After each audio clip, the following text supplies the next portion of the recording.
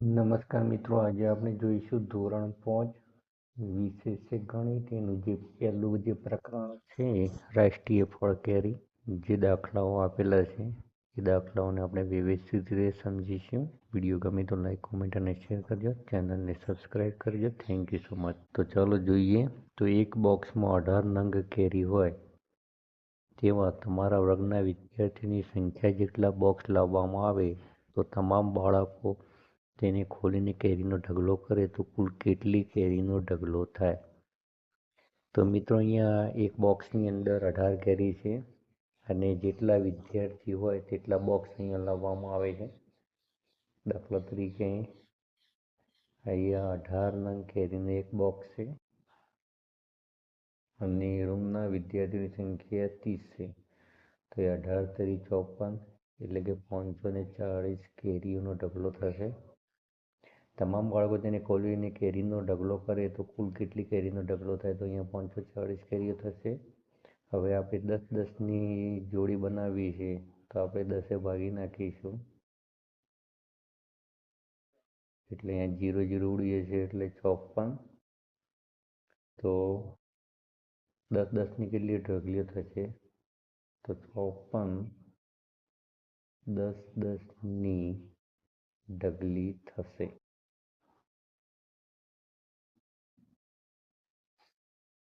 એક ઓબાવાડીમાં ઓબામાંથી સિઝન દરમિયાન જો 12 કિલોગ્રામ વજનના 18 બોક્સ ભરાય તો તેટલી કેરી ખેડૂત ઉતારે. તો ઓબાવાડીમાંથી આ સિઝનમાં ખેડૂતે કેટલા કિલોગ્રામ અને કેટલા બોક્સ કેરી ઉતારી હશે તેનો અંદાજ લગાવો. 12 કિલોગ્રામનો એક બોક્સ છે ને એવા 18 બોક્સ ભરાય એટલી કેરી હશે, એટલે કે 12 ગુણ્યા 18 કરીએ તો 16નો પડે ચોકડો વધી 1, 8 1 8 અને 1 થશે 9, 6 9થી 10 ને 11 પડે વધી 1 1 ને 2, એટલે કે અહીંયા 216 કિલો કેરી થશે.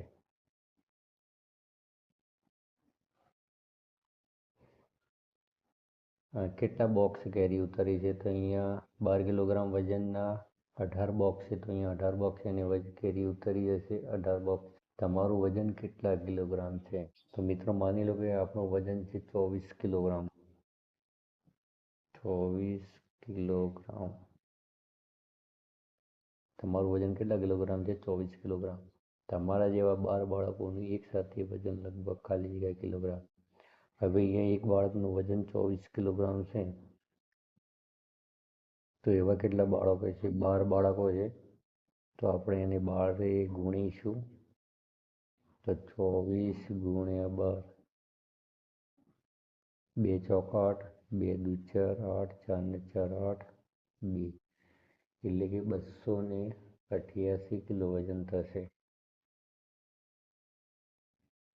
તમારા જેવા 12 બાળકોનું જે વજન થાય તેના કરતાં આંબાવાડીમાં ઉતરતી કુલ કેરીનું વજન કેટલું વધારે કે ઓછું થાય? અહીંયા જે વજન છે એ 288 કિલો અહીંયા બાળકોનું વજન છે. કેરીનું વજન છે 216 કિલો.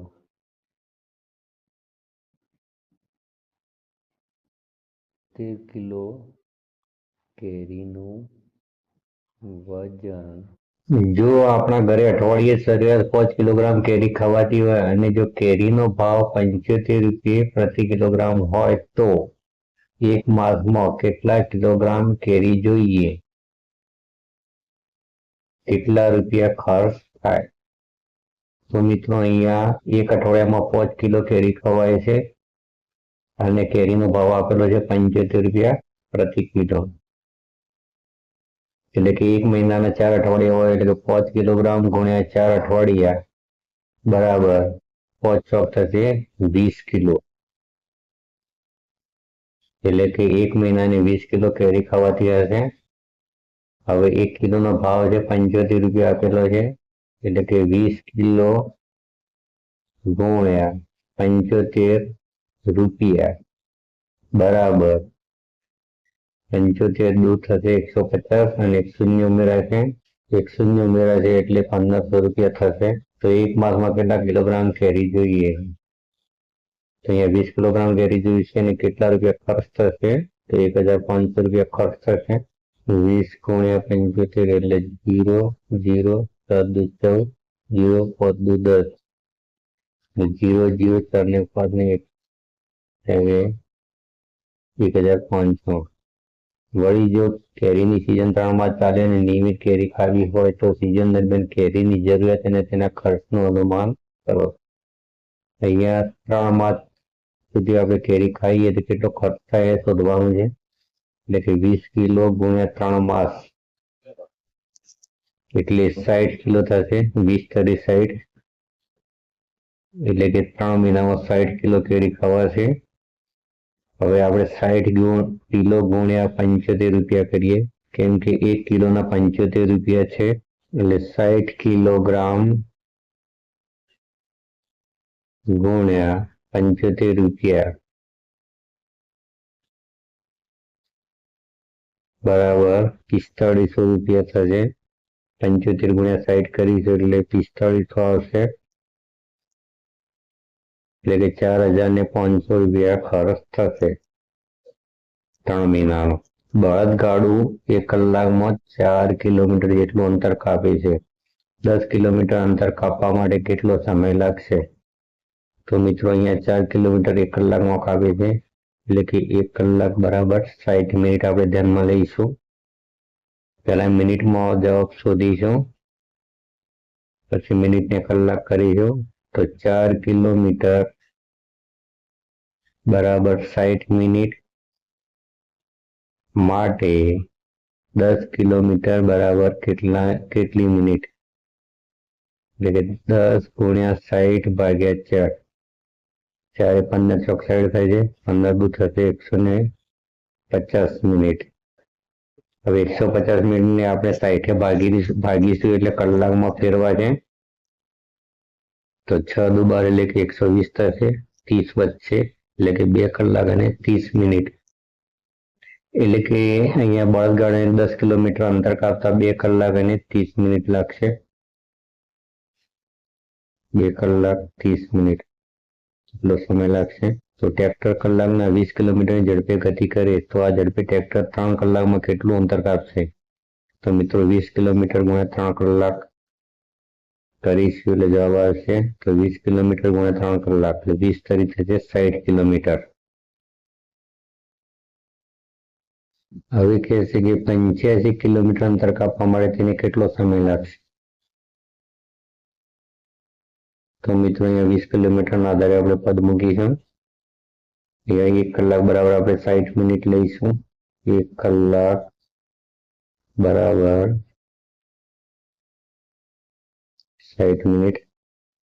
અહીંયા આપણે પદ મૂકીએ કે 20 કિલોમીટર બરાબર 60 મિનિટ માટે 20 કિલોમીટર બરાબર 60 મિનિટ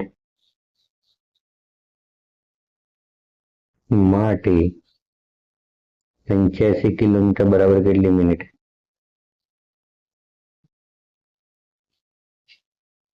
એટલે 85 ગુણ્યા 60 ભાગ્યા 20 કરીશું. 20 થશે 60. 85 ગુણ્યા 3 એટલે કે 3 પંચું 15 નો પોચલો વધીએ 3 24 ને 25 એટલે 255 મિનિટ આવશે. આપણે એને 60 ભાગીશું એટલે 255 ભાગ્યા 60 કરીશું કલાકમાં ફેરવવા માટે. તો 6 × 24 એટલે 240 થશે. 15 મિનિટ વધશે એટલે કે 4 કલાક અને 15 મિનિટ જેટલો સમય લાગશે. તો એ 85 કિલોમીટર અંતર કાપવા માટે તેને કેટલો સમય લાગશે? તો 4 કલાક અને 15 મિનિટ. આ સાથે જ આ વિડીયો અહીંયા પૂરો કરીએ છીએ. તમને વિડીયો ગમે તો લાઈક, કોમેન્ટ અને શેર કરજો. ચેનલને સબસ્ક્રાઈબ કરજો, કેમ કે તમને અવનવા વિડીયો મળતા જ રહેશે. વિડીયો નિહાળવા માટે ખૂબ ખૂબ ધન્યવાદ.